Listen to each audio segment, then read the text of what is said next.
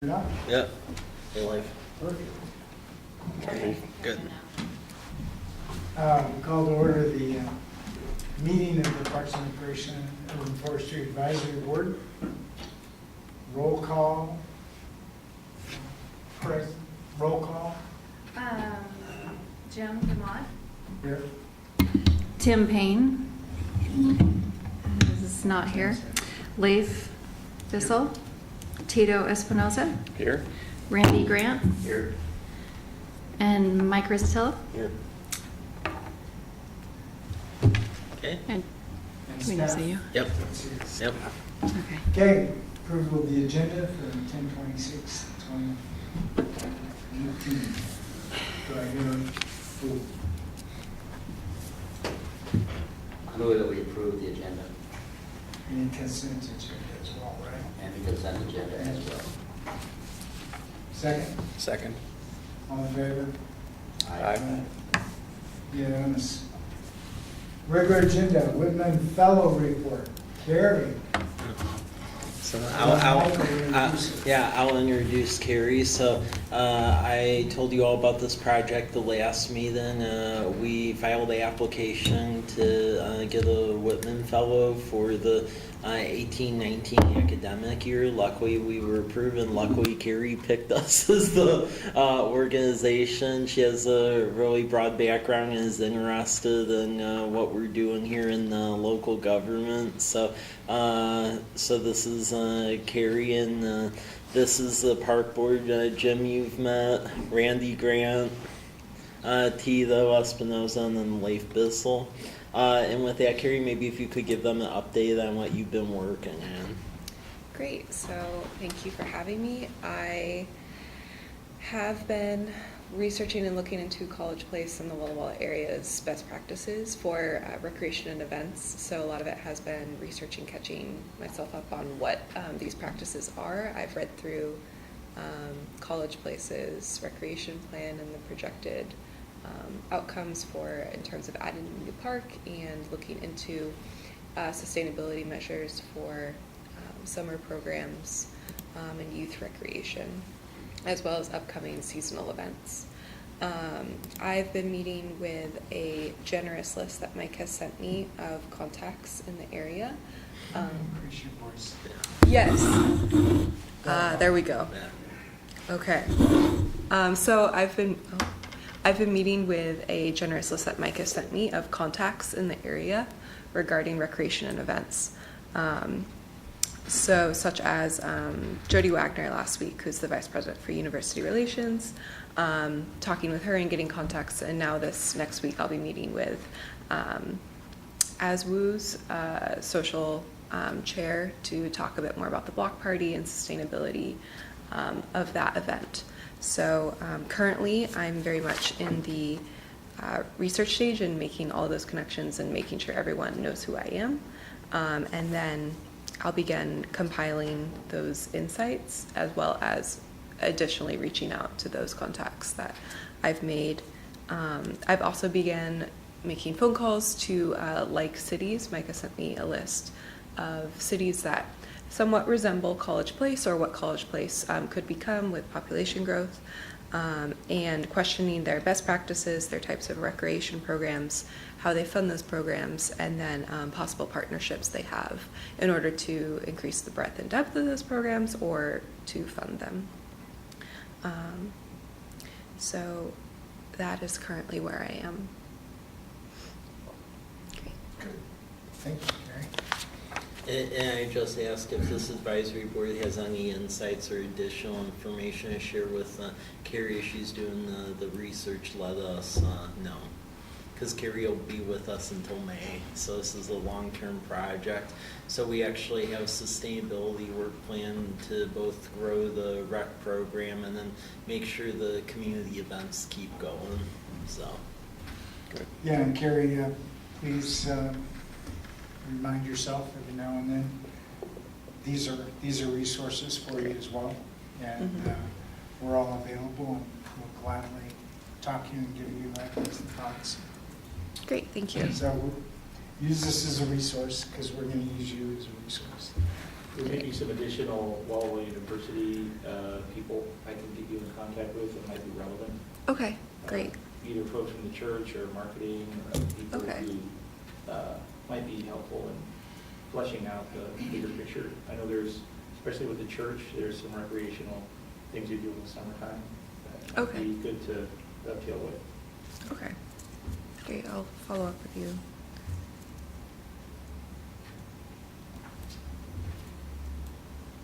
Okay, Arbor Day celebration. Okay, thanks. As you can see attached here is the mayoral proclamation for Arbor Day on this past Tuesday. So we have representative from Spokane Conservation District coming to council meeting that night and gave us an award for our first Arbor Day as a tree city. So that occurred, but also attached is pictures of the tree planting over at Kiwanis Park with the fifth graders. A lot of folks came out again, so it was quite successful.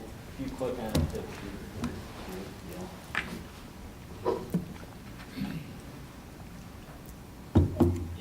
so there's several pictures there. But yeah, it's a very good event. So we try to do that every year around this time of the year, and that's one of like the 4 conditions so you can maintain the tree city designation. Just to make sure the board's aware of this, I filled out the tree city application again because that's due, and we met our threshold of being over the $2 per resident between our plantings, prunings, and everything else. Leaf pickups. Yeah, leaf pickups. Actually, we were at double. We were at 4 because a lot of the high school did a volunteer day where a lot of them were out pruning, and so we had about 400 students for 2 hours around town doing stuff. So that led to quite a bit of a match. Okay, there's no questions on that. The third one, I will turn this over to John because as you may recall, this board recommended the new threshold for the park acreage per 1,000. That is now law because the city council adopted the comprehensive plan, including the parks master plan as written, so it is what it is. The discussion we're having now is the development code side of things, which is because comp plan is implementing, this is like the doing of the comp plan. So the thing we're trying to decide here is depending on what size of subdivision you have, what triggers what type of park pretty much. So that's what this discussion is. This is Greg, may I help you? Hi, Greg. This is John. Hey, John. You're live with the park board. Great, go super. Good. Yeah. So, Greg, I just gave them an introduction of what this discussion is. So, pretty much just said that the comp plan was passed by City Council, and we're trying to develop thresholds for what size of development triggers what assets and what size of park. So, with that, maybe if you could discuss that, maybe your ideas on that, and get feedback from this board. Sure. First of all, good morning.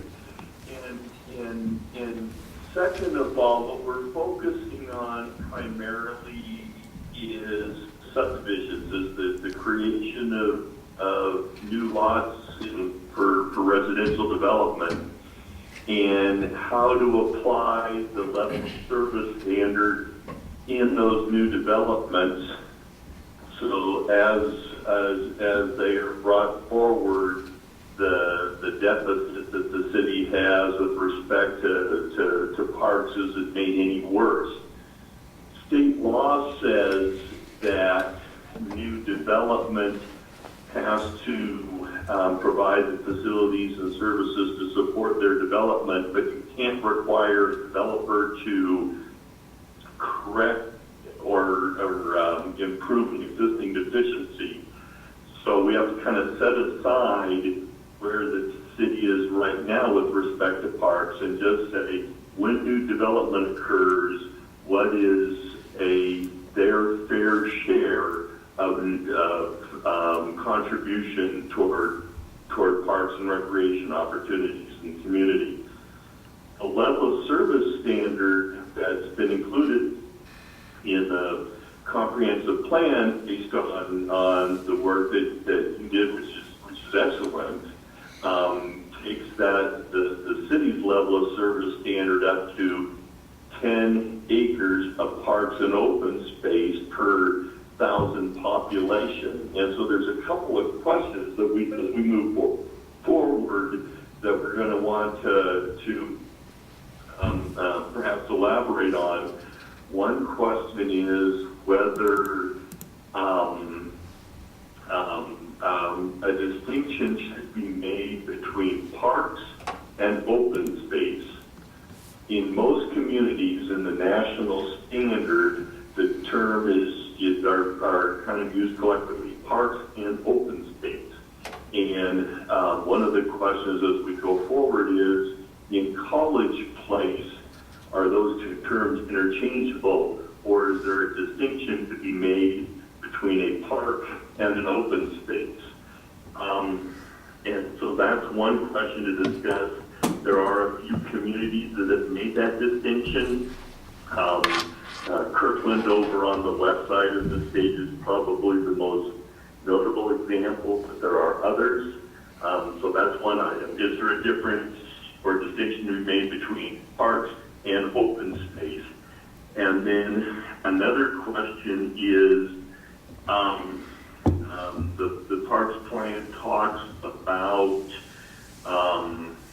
neighborhood parks and community parks. And we want to review and discuss, are there minimum requirements for each of those facilities, and a distance requirement is a very good tool for determining where parks are located. If I remember correctly, you come up with a distance requirement or factor. Parks have to be, or houses have to be located within X distance of a park, so that's very, very helpful. But we should also talk through what, if any, do we want to kind of use the standards of acres per numbers of people and apply that to the equation as well. So those are some of the just by kind of a long-winded introduction, some of the key issues that we're going to want to talk along the way. You may have already discussed many of these with Jen, and so you may have some answers or some thoughts immediately, or you may have some thoughts and experiences based on your work in other communities. All that would be great. We can also bring some examples to the table in your future meetings from other communities if that would be helpful. So that's my kind of an introduction to the topic. Thank you, Greg. So yeah, we're looking to get feedback from this board on general thoughts. If there aren't many thoughts, we can bring examples back further. But before we drill too far into it, we just want to know which way the board may be going on this issue. Yeah, one of the things that I'm particularly interested in hearing from you guys is there a minimum size for a park that you think the city should even be willing to accept? Didn't we discuss that in the less than 5 acres is Less than 5 acres? not acceptable, is what I think we came to. I remember us talking about no profit parks. We were really trying to stay away from that. Yeah. I don't remember the 5-acre BPS in the minutes though. Or is it 3? Well, we discussed it. We never came to a final Okay. determination on it, so that was the issue, because that was left for this discussion. Kind of depends on, my experience is that unless it's attached to another entity that has open space, playground, whatever, such as a school or university, 5 acres is usually the minimum size. If it's attached or part of, it's 3 acres minimum. So that then, you start to then talk about, Greg, if you're talking about subdivisions ruling that, the size of the subdivision then starts to determine whether or not they contribute financially to a pool for future space that the city can purchase? Or do they have to provide a minimum number of acres on the property that they're developing? And that's a choice I think the committee and the council has to make, that we didn't make in the Yeah. comp plan. Exactly. What about the differences between open space and parks? Can you give us a brief overview of what the descriptions are that Kirkland was using? I'd have to pull that up, but I can to tell you generally some examples of what open space might include would be things like if you had, let's say that there was a stream or a creek, the buffer areas, if there was a trail or opportunities for passive recreation, that might count as open space. Areas, unprogrammed areas that were grass or things like that might constitute open space. I'd have to double check on Kirkland, but in some other communities where the questions come in, and John helped me with this one, but maybe things like in some communities they might consider on a boulevard, a street that had a grass strip in the middle between the two travel lanes. Some communities might consider that to be open space, or the area around a pond or a clock feature as open space, and that's where some of the debate comes in. Is that really open space, or is that a streetscape and a street feature? John, in the villages, were any of those areas like the roundabouts and things considered part of their open space calculations? Yeah, in the villages they were, but it's all private. And, in one of the middle of one of the circles, they have a gazebo. Where the clock tower is, that's not considered open space because it's actually dedicated right away.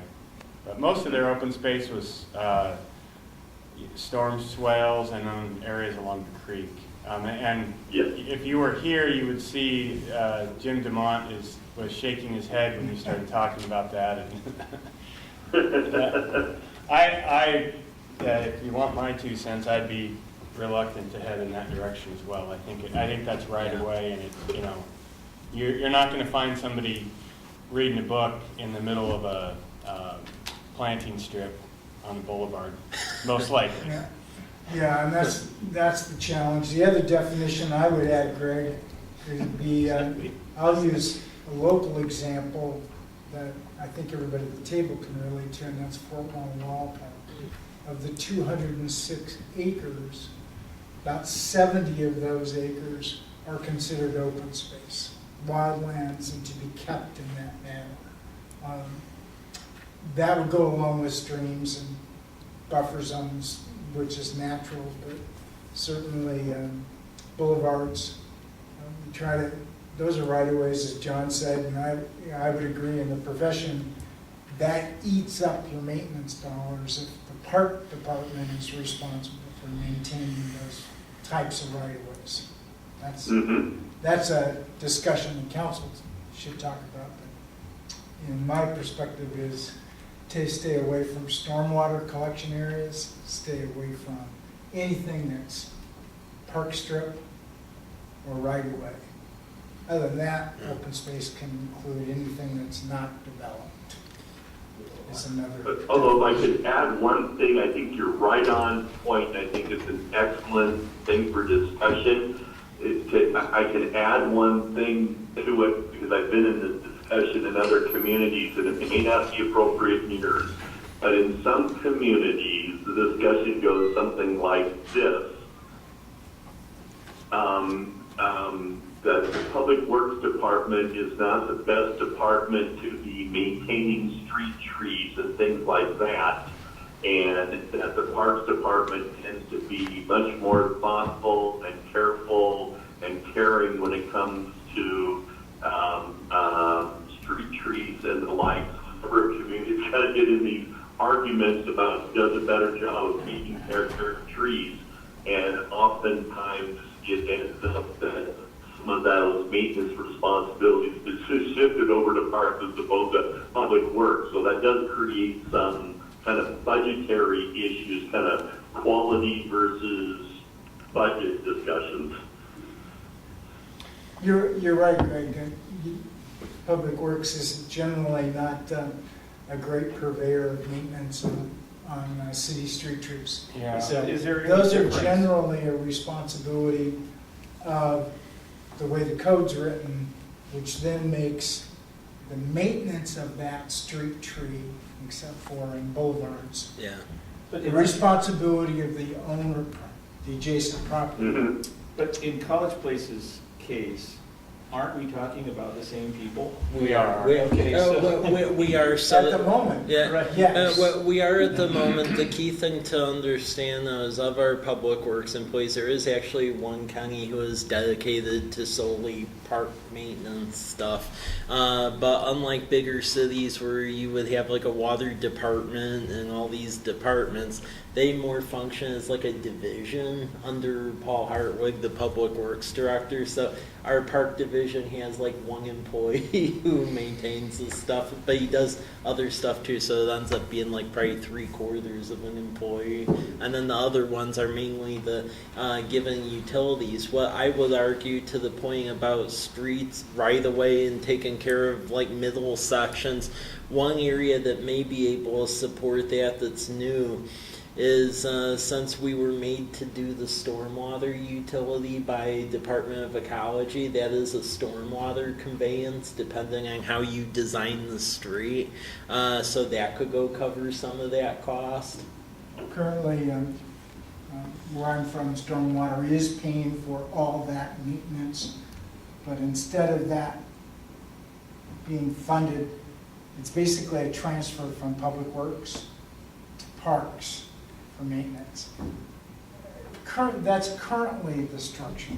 Will it maintain that structure in the future? I would argue that long-term, no, it shouldn't. Because the Public Works Director is generally a very good engineer and a very good administrator, but certainly the monies they have, they want to put towards fixing the streets and the roads and those things. So whatever's left are pittance if you don't have a department head that fights for funding for that park side of the equation. That's just a lesson in Dumont history. I would tend to fully agree with you there because the way it works here is for the parks. Basically, John and I advocate for that because Paul's of the opinion just cut that out and let's go fix streets, water, and Because sewers. you got a lot of streets you got to fix. Yeah, we have 35 lane miles. Yeah. We have 35 lane miles and actually no funding source. But seriously, we have a limited amount of motor fuel tax that's actually on the decline, and our local streets are on a 200-year replacement schedule. That's about normal for That'll most take us- cities in the state of Washington. That'll take us all the way to flying cars. Yeah, pretty much. Pretty much. The Roman road building. I can tell you that as a former community development director in 3 newly incorporated cities, so each time we started with a blank slate and said, how are we going to go about organizing ourselves to deliver the services that the community expects? We had a discussion in every single community about parks, and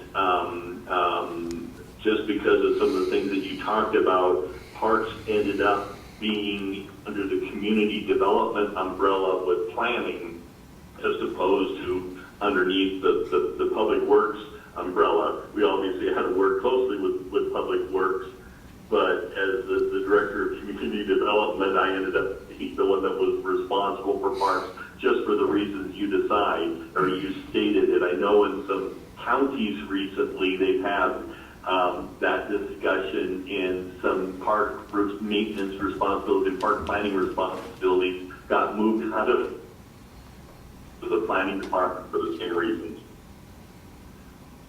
Yeah, it varies depending where you go. Some of it ends up being in community development.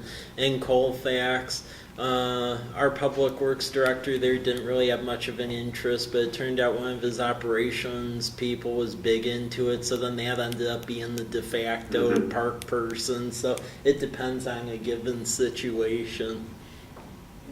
It depends on the If we emphasis. could go back for a Emphasis minute, I of was just, profession was- Mike, did I understand you to say that there had been previous discussion about the minimum park sizes, so that the board has talked about that, but no final decision was reached on minimum park sizes? Did I hear that? Well, what ended up happening is during the comprehensive plan, there was the vote and discussion to have the standard of the acres per thousand. There was some preliminary discussion over what would be the minimum park size, but there was never like an actual action or decision. It was an ancillary discussion around that acres per thousand standard. So there does need to be a discussion on the minimum park size, and then likely a final action on that, because given what we've seen with our development community, they will try to aim toward super minimum if we don't set a minimum. So Yeah, and with the minimum size, the minimum standards regarding what the parks would include. yeah. Playground equipment, whatever. And John brought up in a recent discussion that should also include in that discussion some minimum landscaping standards or requirements, and we can maybe look for some examples of that. But in Eastern Washington in particular, having some trees for shade and things like that become important and valuable, and to have a park that's just a wide open space and no shade can have limits to how much is used during the summer months. Well, that's, when it comes to the discussion of parks versus open spaces, that seems like a relevant question. If you have 5 acres of a tumbleweed field set up as park, it might be beneficial to determine what those differences between the two are and how the mix is. I mean, if 5 acres of an open field qualify as a park, or get a developer across the line on their obligation, it doesn't seem quite right and good for the common good.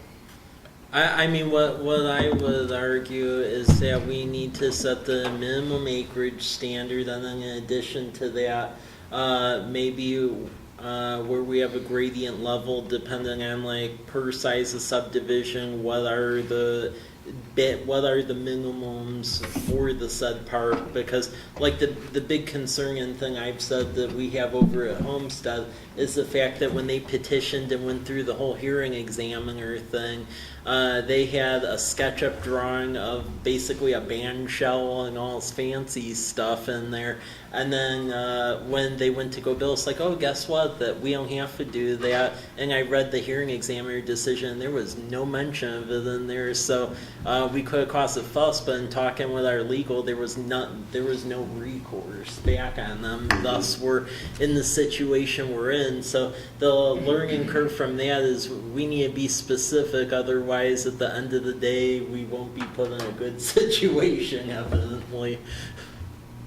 Exactly, yep, and that's where, because the hearing examiner's responsibility is to determine compliance with the city standards. So if the city standards, for instance, say that a community park shall include the following, then the examiner's responsibility is to confirm that happened.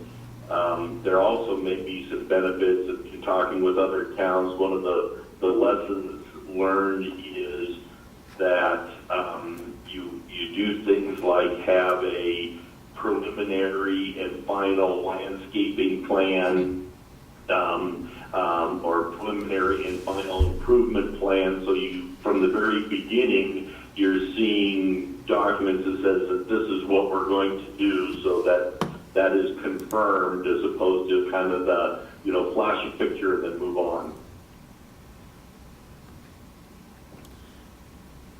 So to get back to the whole parks and open space thing, I mean, as far as moving ahead with a proposal this board could look at, is it one of the things where maybe we frame it where it has to be a legitimate park? Because what my concern is, if we had that escape hatch for the open space thing, we could end up with a situation where yay, tumbleweed field, and then they bounce and we get put in further situations. Well, just Yeah, I think we can come back, Mike, and for the board at their next meeting and give them some examples or some language. And for instance, be able to say that if a subdivision, triggers the threshold for a community park, there's a standard that says a community park shall include the following. And so it may say something like, big toy, picnic area, whatever, but to spell it out, there's a specific city standard that identifies what needs to be included. Okay. Because I'm just trying to get this in place by the spring, because the thing that, just so everyone knows, with Haven Homes, they're looking at acquiring pretty good sized segments of the McKiernan and Christensen project. So I think knowing that, we need to, solidify our standards so we don't get put in an identical situation. Because that park along the creek can be nice, but I think we're going to have to make sure it actually, happens.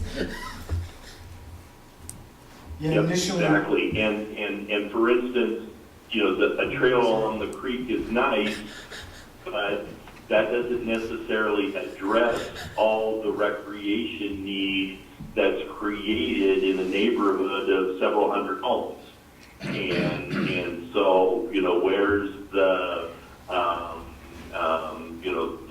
where's the ball fields, or where's the basketball hoop, or where's the playground equipment that's, down the street that the mom can stroll down to in the mornings and things of that nature. So where's the picnic area? So there's a number of things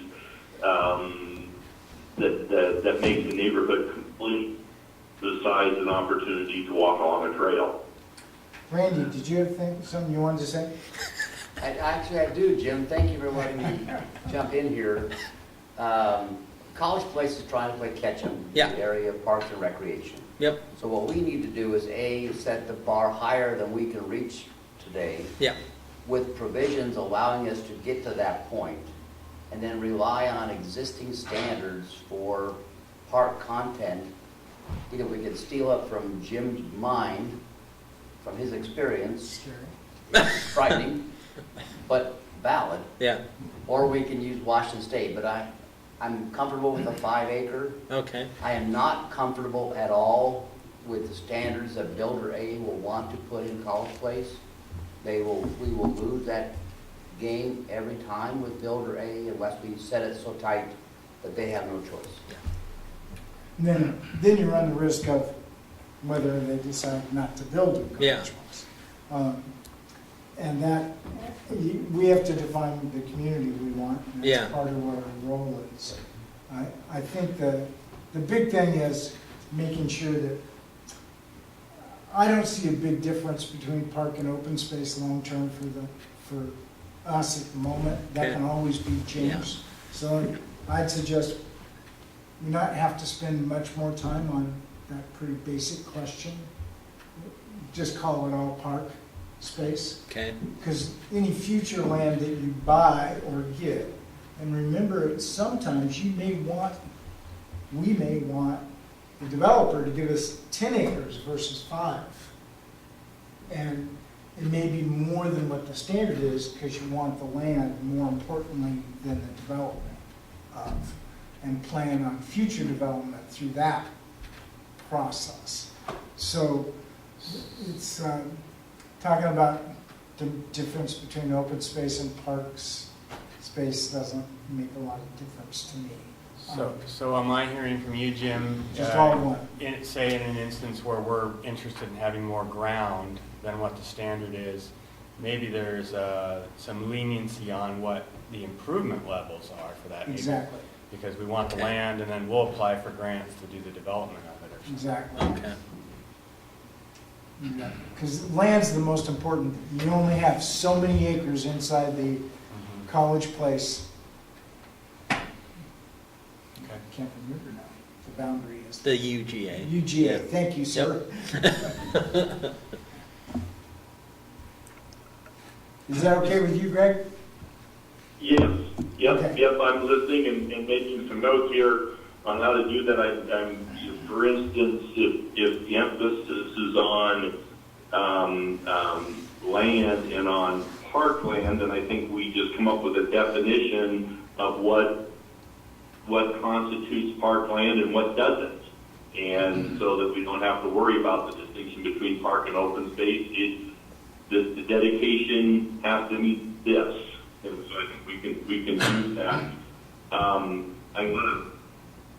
I'll run some numbers for you, and we can give it at the next meeting. I want to check with some other cities. A 5-acre minimum makes sense from the standpoint that it's a larger area. It gives you more to work with. I just need to think through, because using your standard, a quick way of thinking about it with respect to subdivisions is that every 42 homes is an acre. So you're talking about, and for 5 acres, you're talking about subdivisions that include 200 homes. And so I just need to think that through a little bit. But maybe there's some ways, I heard one of you say a while ago, some things like maybe there would be opportunities for payments in lieu of dedication or something like that. So I made some notes that we'll do some follow-up, but what I heard you say is that a 5-acre minimum is the preferred minimum park subdivision. Yep. Okay, well, does anybody have anything else to add, or? I have a question. So the process of writing language around this seems kind of onerous. That in some way puts the city in a corner and seems to tip the hand some to the developer, because you're kind of fencing yourself in. Is there any sort of, I don't want to make a process that's overly onerous or anti-development, but is it something that other communities have done where there's some plan review and approval by Parks and Rec or other relevant decision-making organizations that would give us a little more control over what that final outcome is? Because it seems like one of the problems we're facing, and why the language we're talking about would want to be written, is to try to have an outcome that's amenable to the common good. Can you tell us what you think there? Yeah, and we can give you some examples of that, because there's 2 components, and Mike spoke to the first component, which is the need to have some clear minimum standards, because in the absence of minimum standards, the development community may be inclined to do less as opposed to do more.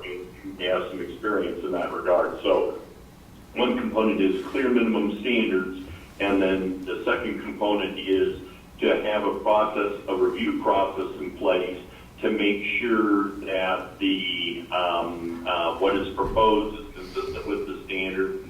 And then the third element, in communities vary in how they feel about this, is to what extent do you want to allow some flexibility or discretion to negotiate or modify things based on circumstances. As an example, was involved in a case where there was some very clear standards and what the developer had to provide, and we went to the developer and said, the city standards are going to require you to do A, B, and C, and my rough estimate is it's going to cost you about X to do all that. And one option is that you do that, and we'll be fine with that if you do. On the other hand, if you'd like to make a voluntary contribution to the city of X, we'll use your dollars as match for a grant. And in this grant program, having a private cash contribution is a very high ranking criteria. And if we get the grant, then we'll take your money and ask grant money and do even more.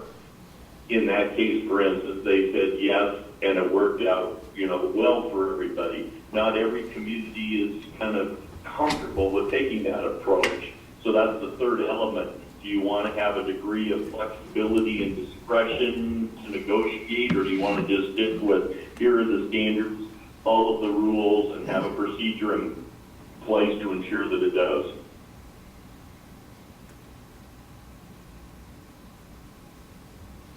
That looks like it's going to be a discussion point. Yeah. Exactly. And certainly a council determination. Yeah, definitely. So Definitely. great, thanks, Greg. Yep. You bet.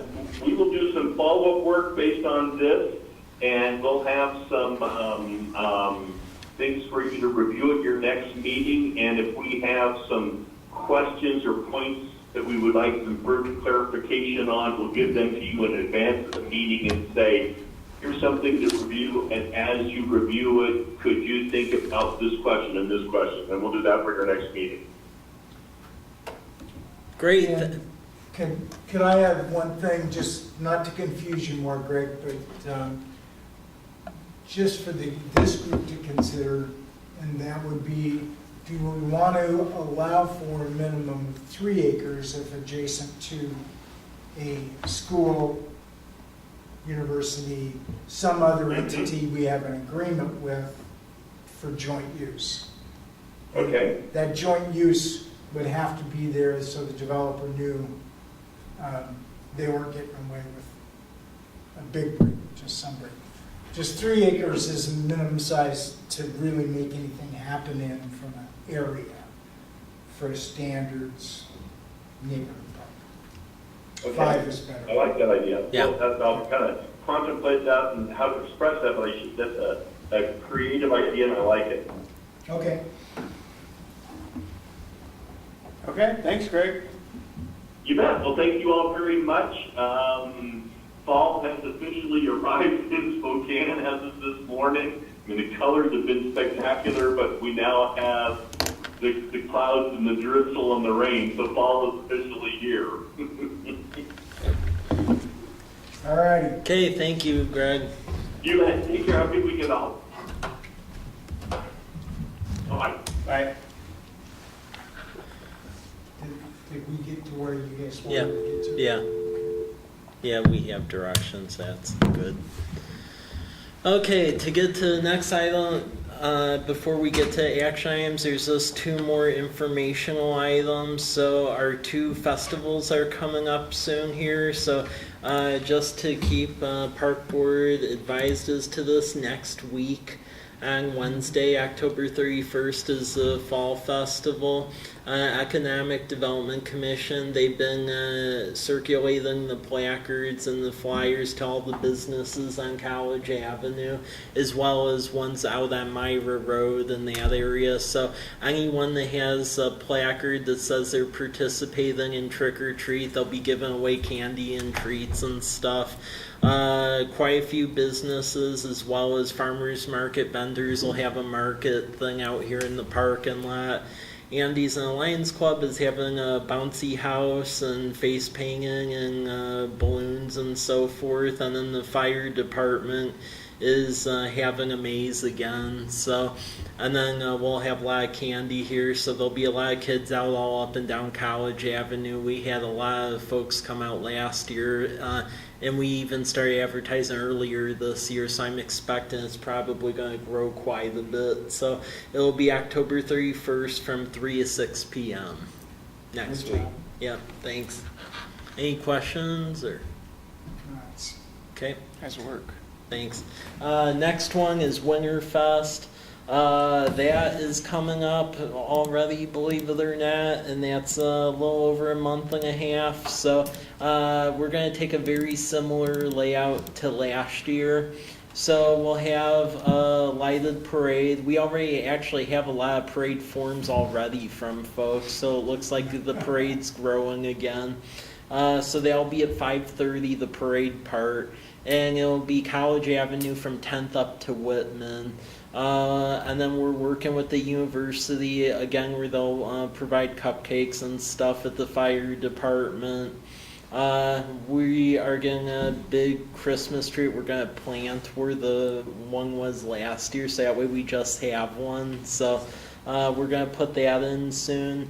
And then we were very successful fundraising this year for the fireworks. So last year was 3,000. This year we got up at 5,000. So Hayden Homes, they gave money again for it. So did the university, and then our wastewater treatment plant operator, they gave money, as well as JUB engineers. So that'll be a pretty big show, and they'll be at the old Rogers site.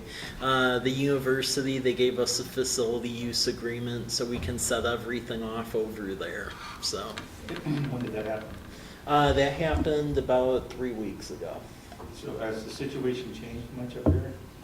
As far, what do you mean, as far as like Winterfest, or as far? Well, just generally speaking. Yeah.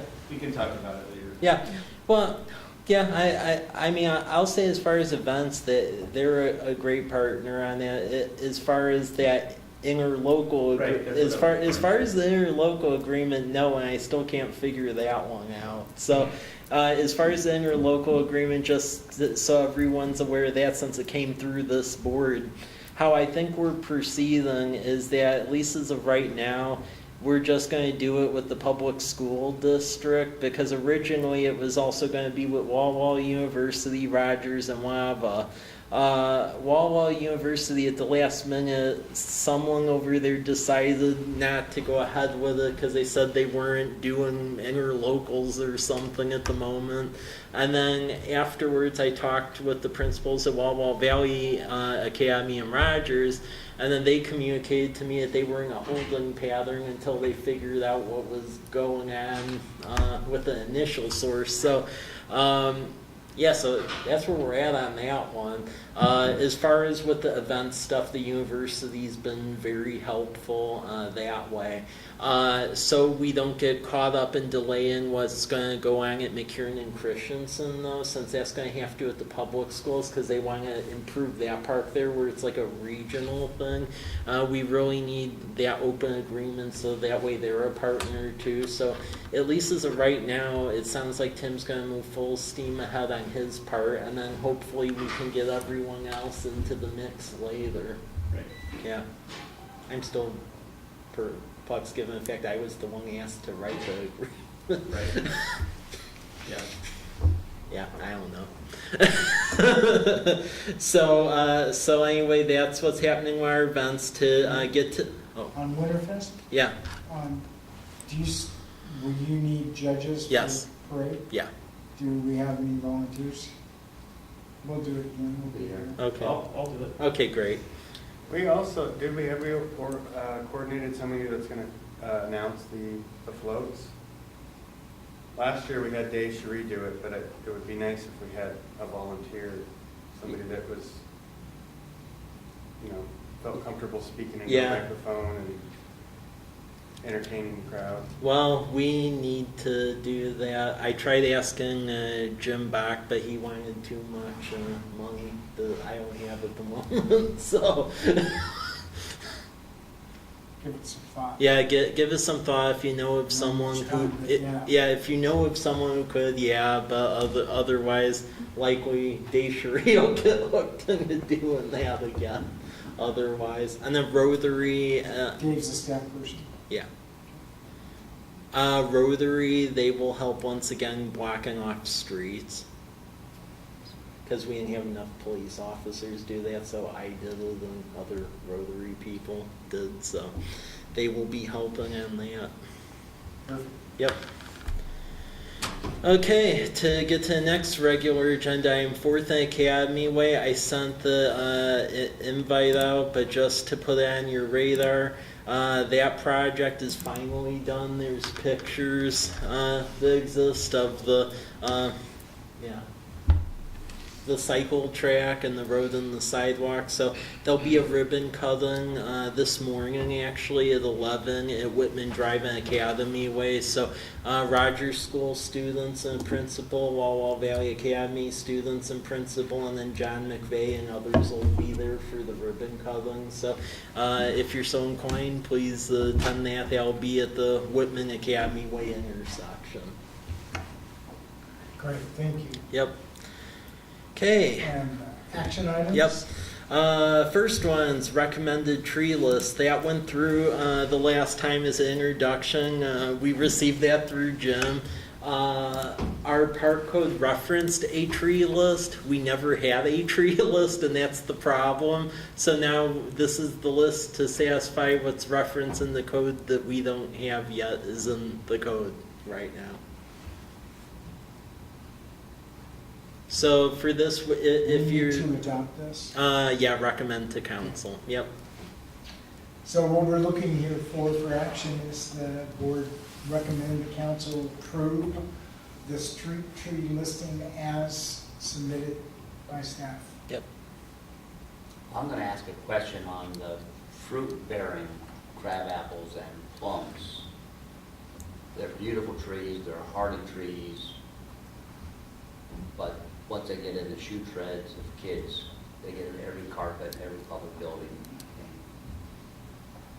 And I missed the conversation last month, and I apologize, and I'm sure Jim will give me an answer to why we have to have what we have, so I just want to raise the question. Sorry, what species did you say? The crab apples and plums, fruit-bearing. No good reason. I would say if you wanted to eliminate any, it'd be the crab apples. Plums, you got a significant amount of plums in the area, plus you can get plums that aren't fruit bearing for a while. I should say that's the advantage of having them. Crab apples, they can be out of control, but they're beautiful trees. And one time of the year, and that's about it. On Whitman Drive, the Whitman extension that the city built, the trees that were planted originally in that were plum. They were not supposed to be fruit bearing, But they were. Yeah. In the first year they were. Wow. And Hard to they tell. also ended up they got some sort of disease. We ended up replacing them and putting in some sort of maple. I don't remember what. I think it's the autumn blaze actually. It's any fruit bearing or any tree that says they're non-fruit bearing. Will eventually. Eventually, yeah. Even the cherries aren't as bad. Crab apples are the worst. Plums maybe next, but I think the advantage with we have a crab apple tree, and yeah, it's it's always doing something interesting. It is. But it's either- great bird It is. habitat. It attracts the birds. It blooms in the spring like crazy, Yep. and in fall it looks amazing. But then you have crab apples. Yeah, and whether or not this allows people to choose what tree they want, knowing what they're getting. And I think that's the other thing that the explanation does provide. I had a beautiful plum tree, 2 of them in my yard, and both of them ended up living their life. And now I didn't replant with plum because of fruit problem, but we never really had a major issue with them. So that's the only thing I would say. It does talk about the fruit bearing part and the fact that it's bird habitat. It should at least. Yeah, well, I like this because it educates people as to what the various trees are, because right now we try to advise them because there's nothing in there. People just roll the Right. dice. Yeah. Yeah, and it's just like even the city did.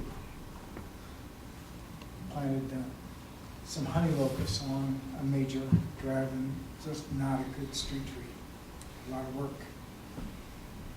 Yeah. So anyway, that's my response to you.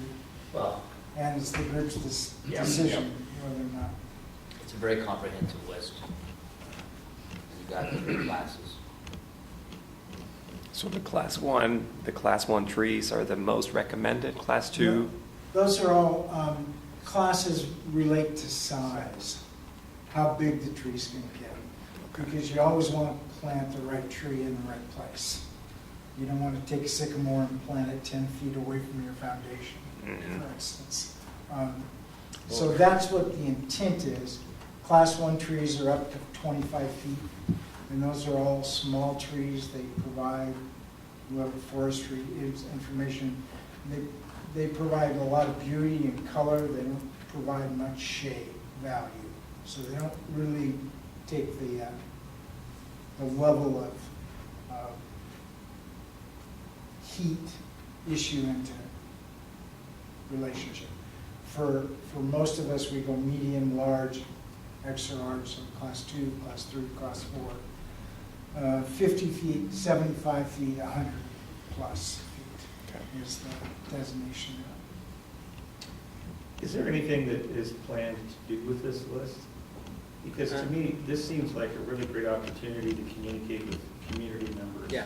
That's what it's really. That's what it's for. Communicate with community members because because I get inquiries as far as what are best trees, What and right tree? now we don't have anything. And then also for staff because this is a pet peeve of mine because as you know I bike around here a lot.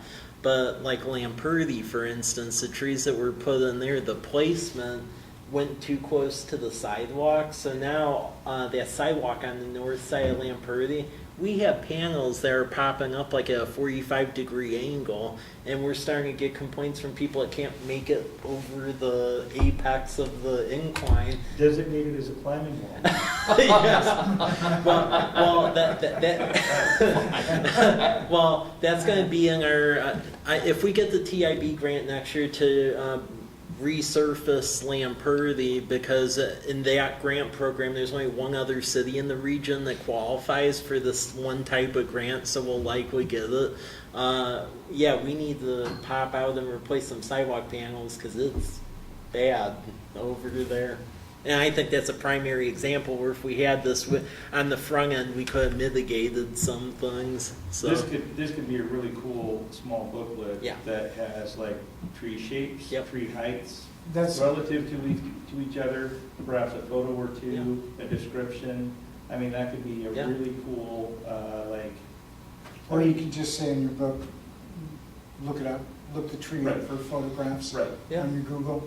And it's exactly what it's used for. Mhm. That's the purpose. Yep. That we had it in Walla. And these are trees that do well. Yeah. So it's a good PR list to put out to your neighborhood organizations. So are you looking for a vote today to Yes. approve this list? yes, that way I can get it through I will council. make a motion that we approve the presented list. Second. All in favor? Aye. Unanimous.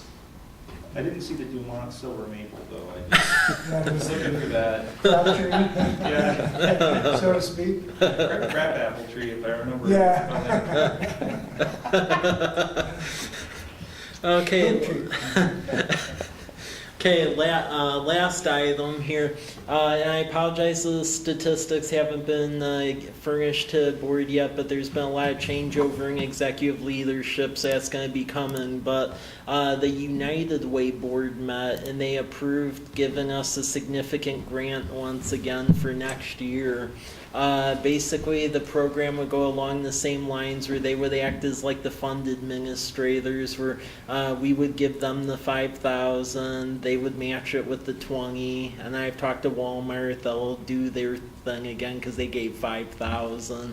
And then pretty much we would do the RFP process once again for the recreation providers, and then see where it goes. I know Campfire a little bit. I've talked to YMCA, and I believe there's been enough of a shakeup over there where they would turn in a more reasonable one. And then it sounds like Nabil is starting to be open a wall playing now too. So.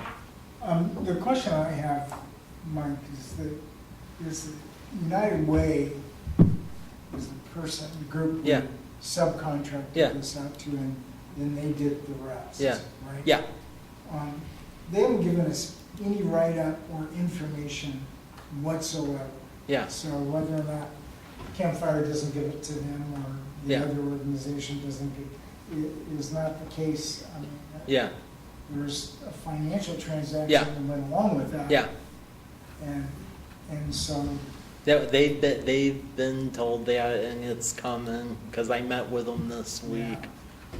yeah. I just find it interesting, Yeah. United Way came forward early, which is great. Yeah. I know we're offering 20,000, but Yeah, I agree with you. It's one of those things as well where is this a fundraiser for them or what? I mean, I don't believe so because I mean we saw the fee for service because scholarships were given at Valley Camps because I talked with the folks. YWCA had the program because I have pictures of it, and same way at Campfire. So Yeah, I so just it, want to see some yeah. statistics. Was it successful? yeah, oh yeah, And just an evaluation of how that summer Yeah. program went. yep, Because Carrie would want that. Yeah. to be Oh, yeah, I future agree. rec center. I agree. Okay. Yeah. Thank you. So do you want to hold this on ice for next month or? I think it's I would the like to. committee's choice, but I Okay. think we need to Okay. make sure United Way knows, Yeah. you know, you had an obligation Yeah. and you didn't fulfill it. Yeah. Yep. Timely, at least. Okay. Leaf? I'm Concerns? just thinking, do we want to formalize some sort of something that would say, hey, we want a report of some kind? Well, I mean, it's good I form, think we sure, but did. it. I think we did when Yeah. you set up the agreement Yeah. with them, right? Yeah. Yeah, Exactly. okay. Do we jeopardize this funding by delaying it? Well, that's that is my concern a bit with this Yeah. because when I met with them, they said because this program was successful, they were looking at mimicking it in Milton, Freewater, Dayton, and Waitsburg, and it was dependent on availability of money. So that is why I put that on here because I was concerned that if we Okay. overly delayed it, then maybe they would get a jump on us, and then we would end up in a gap situation, but that's just me thinking. I can't say that one way or another. They did say they wanted to mimic it though across the valley. Well, I'm fine with going forward because it's not a live or die financial issue, but I think to run the risk, Yeah. I'd say, I don't have a problem proving it now, but I'd be really stern Okay. with them and saying, they have produced. Yeah. Well, I communicated that with them at my meeting, but but I was trying to walk a fine line because when it's a 4-1 match on our local money, that's a lot. That's a mess. It's Yeah. a nice match, I agree. So it's not that they didn't do a good job, it's that they didn't report. Yeah. So that's the problem you have, Well- Yeah. right, Jim? There's two things. They didn't report, but they transferred money to these other organizations that provided services.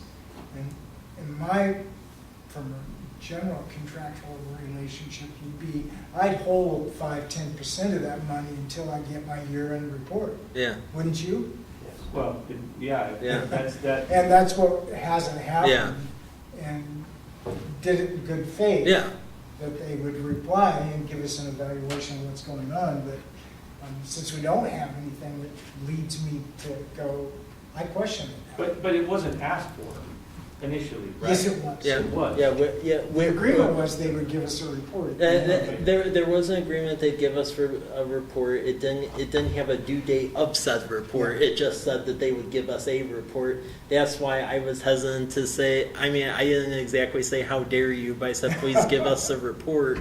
But I didn't go off on them because is it my bad thing we didn't put a due date on the said report so you can see it from both sides. They said they would give it. And the report goes to you?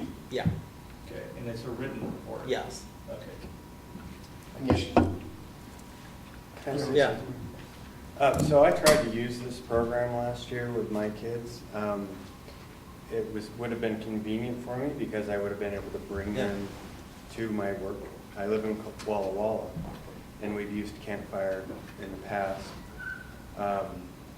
They would not allow us to register because we lived in Walla Walla. And I think that's a detriment to the program because I think there's a lot of people that live out in the county, in our kind of regional area around College Place.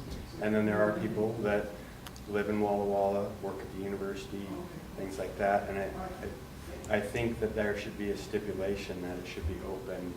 I mean, we're only giving $5,000 from the city. It's not like, you know, we're Yeah, but we're subsidizing rates, John. I mean, that, yeah. Well, the thing is that I would, you still have to pay to I was gonna participate say, in the could program. you It's not subsidize free. residents only? Yeah, I mean, we But could, the rates yeah. were different for people outside, but they'd still be a bit. Yeah. Yeah. I would agree with John. Okay. I think that the issue of relationship to home and work is really important for families and being able to, whatever is most appropriate, go to the area that you need to go to.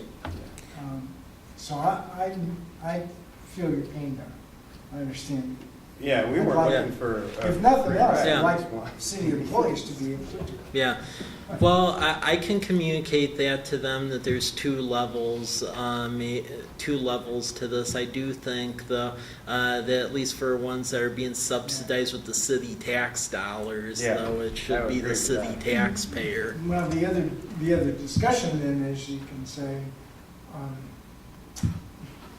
it's subject in our profession of resident, non-resident. Yeah, Do you have non-resident fees or not? And it creates more administration and cost versus trying to provide a service to the kids. Because to be honest, if we're in this business for kids, yeah, we don't give a damn what the heck they live. We just don't care. We want them doing something positive during the summertime rather than running around on the streets. Well, and you need the numbers for the program to work, so if you've got And you people need the that numbers, works and that's- for them. yeah, and that's why That's a city council. our Parks and Rec plan, which probably Kerry will get involved in, while it had specific, it's in there, but not implemented until the council decides financially and makes a big burden. well, What's in there? What's in there? Resident or non-resident Okay, yeah, fees. right. Walla Walla doesn't charge any non-resident fees. Everybody's treated equally, and programs are subsidized. well, so I can communicate that with them, and then as we get the RFPs, that we want to just outright open it up. The other reason why this thing moved along as quick as it did to reserve our place in the funding line, but then in addition to it, so we got more participation. As you recall last year, that was almost like a hair on fire project, where by the time we started advertising it, there were quite a few kids where they already had planned because it was lather, and we did have folks participate, but we think we could get much more people participate if they actually knew this early on that it was happening. So The big issue is hiring staff, Yeah. and that's gotta happen in March. yeah, And we were in June when Yep. we were still discussion. yep, So we're still flying right now. yep, exactly. I wouldn't panic yet. No. But Tim needs to know, the Yep. school needs to know for use of the schools, and then the other, obviously, the operator needs to know so they can hire the appropriate amount of people. Yep. So yeah, that's why you see it on there today. United Way, they're taking over Umatilla and Morrow counties now. So I'm sure that's part of, and I've worked with the director, and she would much rather expand than contract or control it. Yep. So I think we're prudent to ask for documentation. Yeah, And the more we can do with local providers. Yeah. College Place to build infrastructure long-term. I think we need to do that. yep. So my question is, with this agreement, what should we do as far as move? I'm comfortable moving forward, but I just want the committee's, the board's decision on what you want to recommend to Yeah, because council. I went to data, but I was also cognizant of the fact that it was my bad and the fact we didn't set a deadline on the data report. Yeah. She knows better. Well, yeah, She also knows better, Mike. yeah. Well, I guess I'd like to move that we're in support of the funds being utilized for summer recreation program contingent upon receipt That's and good. review of 2017 report summary. Okay, that That way sounds the good. council can make a Yep. decision. Yep, that sounds good. If that's a motion, I'll Here, second. second. That's your job. That's my Been job. moved and seconded to approve. He's got it twice, though. He's gotta get going here. It's like- I'm letting you go So, now, Mitch. Approve the contract contingent upon receipt of 2018 Yep, fiscal Yeah, sorry. and participation. All those in favor? Aye. Aye. Opposed? Unanimous. and then Thank you. Thank you, everyone. One last thing, looking at the calendar for November, because there's 5 Fridays in November, and the 4th Friday, which we would usually meet, is Black Friday, and I'm not around here then. So is everyone around November 30th, the Friday after Thanksgiving? Not the Black Friday, but the week after Thanksgiving, or? That's not the Friday following Thanksgiving. No, It's the Friday following after the following Friday. Thanksgiving. Yeah. I don't know, I think so. Oh, I okay. think I'm available. Okay. Okay. Yeah. Yeah. Okay. Okay, well then we'll schedule it for November 30th. Sounds Then. good. Yeah. Works. Okay. Any other items to come before the board? Hearing none? Accept a motion to adjourn? So moved. Second. All in favor? Aye. Thanks, everyone. Thanks. Thank you.